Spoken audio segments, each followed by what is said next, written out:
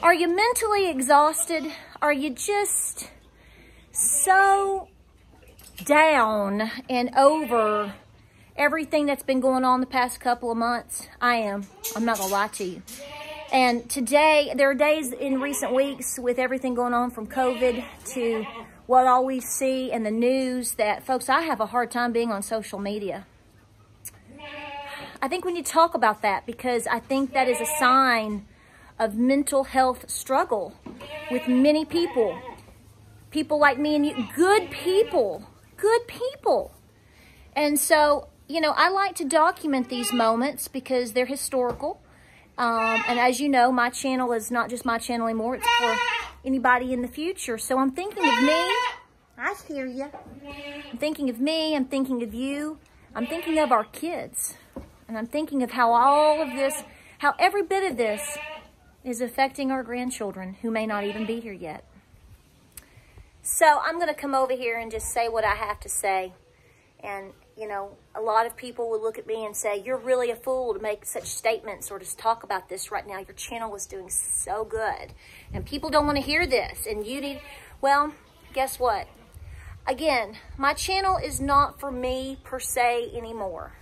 My channel is for, like I've said before, as a documentation for future great-grandchildren. And I want them to hear what I have to say because I think we are failing. Regardless of what you may think or say or do, I think we are failing. A lot of us are failing right now in understanding the impact that what we're seeing happen around us, and not just it in itself, in the past 3 months, but how society is responding. How are you responding? How are you mentally dealing with all that's going on around us? Now, there's a lot of complicated issues right now. And frankly, each one of them we could dissect and discuss and debate hours on end. I'm not going to do that here. It's not worth it because somewhere down the line, somebody's going to end up getting into a fight. And that's the last thing that I want to cause. What I want to do is to motivate you to take a moment, take an hour, take a day to pull back and to recognize how are things affecting you right now? How are you responding to things right now? What is social media or the news doing to you right now? And how can you change that? And more importantly, because of the way that it's affecting you, how is it affecting your productivity at your home, on your homestead? How is it affecting you with your relationship with your spouse, your loved ones, your children?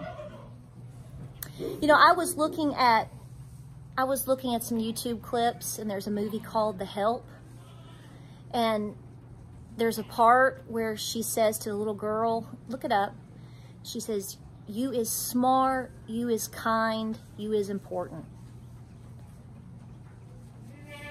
And what an amazing thing that is. These little eyes and these little hearts and these little ears are sitting and they're watching and they're absorbing everything that's going on.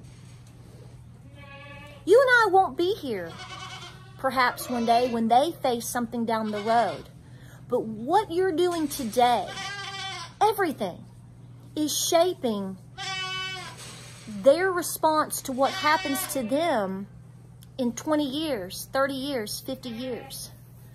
I think we should feel some responsibility with that.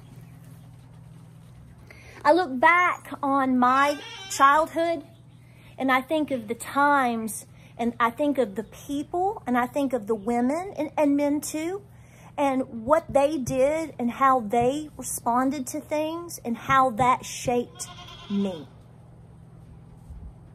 And I'm not just talking about my Nana per se. I'm talking about multiple grandmothers. I'm talking about my papa. I'm talking about teachers. I had some very good teachers growing up. I was very blessed to go to a school that when I look back, I can tell you I had some incredible public school teachers. And they were of all colors. And they made an impact on me as far as one in particular, a Cherokee man, made a huge impact on my life as far as learning and understanding history. Took us to museums and explained things in a very educated format to us, to the point where I was proud, and that is where I really believe, I told my husband, that is where my quest began. I was 12.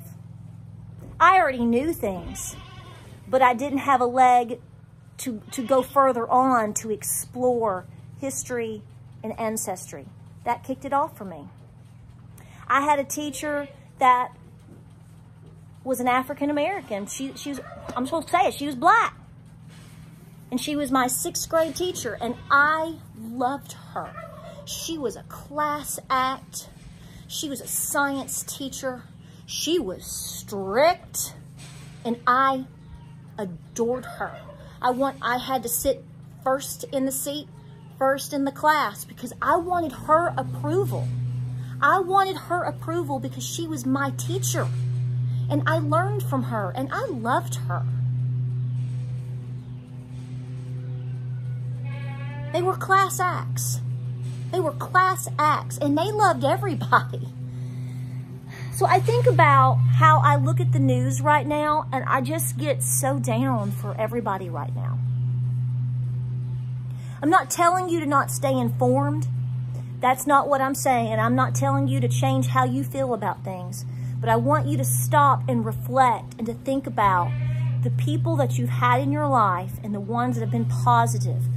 What were they to you? What were they doing, and how did they do things that impacted you in such a positive way? We're losing sight of that. All of us, we're losing sight of that. I didn't think about my teacher because, I didn't want to impress her because of the color of her skin. I wanted to impress her because I thought she was an awesome teacher, and I wanted that approval. Because I wanted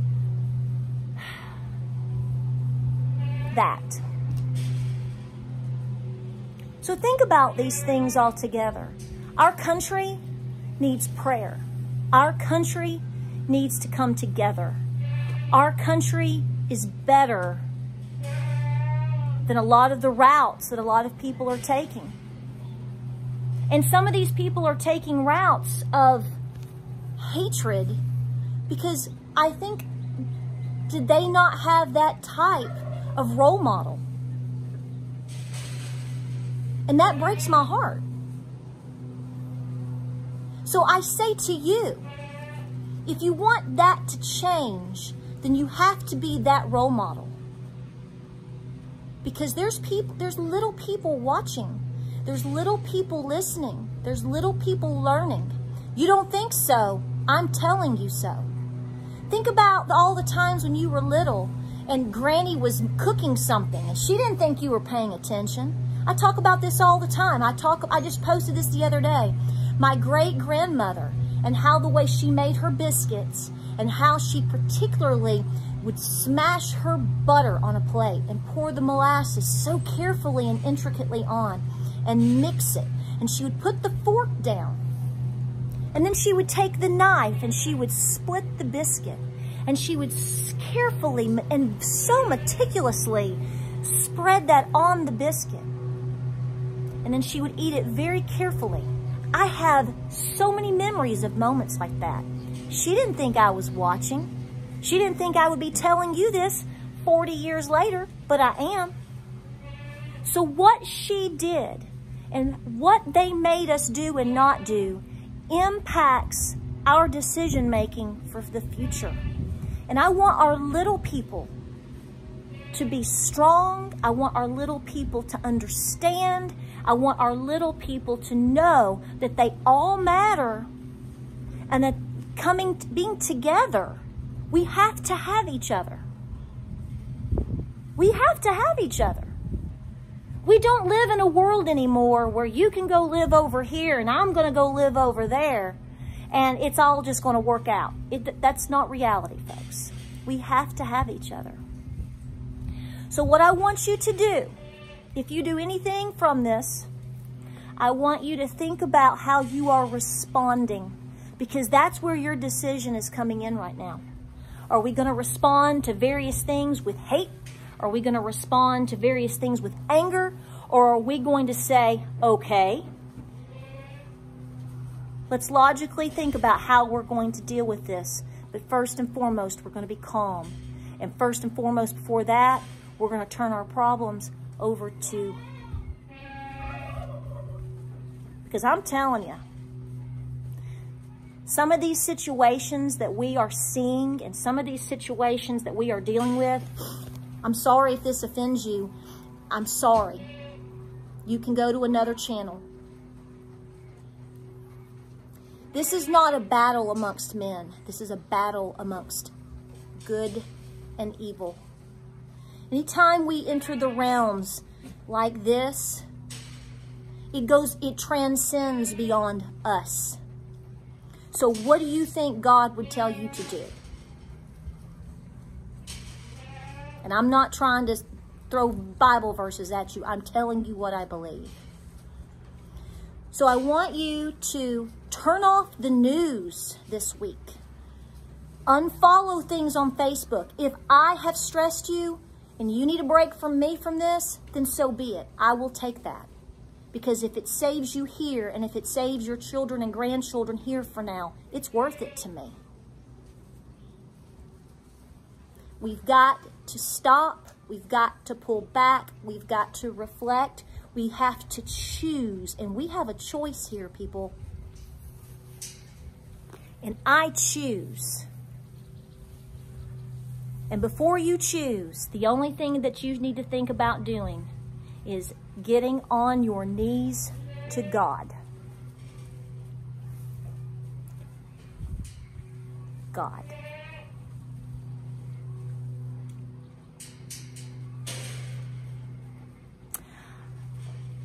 I hope this video finds you well. I hope that it is received in the fashion in which I really mean for it to come to you. I'm not scolding any one person. I'm just telling you where I'm at here. And I went out today and I just could not focus. And I thought, I have to do this. So you will get back to our regular schedule of corn and, you know, silkies. And I've got a new biscuit situation coming up for you this week. But I'm thinking about you. I know a lot of you have followed me for many years and have been very supportive of our channel. And I want to know that you and all you new folks are well. Bring it down, pull it back, pray. God's got this. We just have to let him have it. I'll see you on the next video.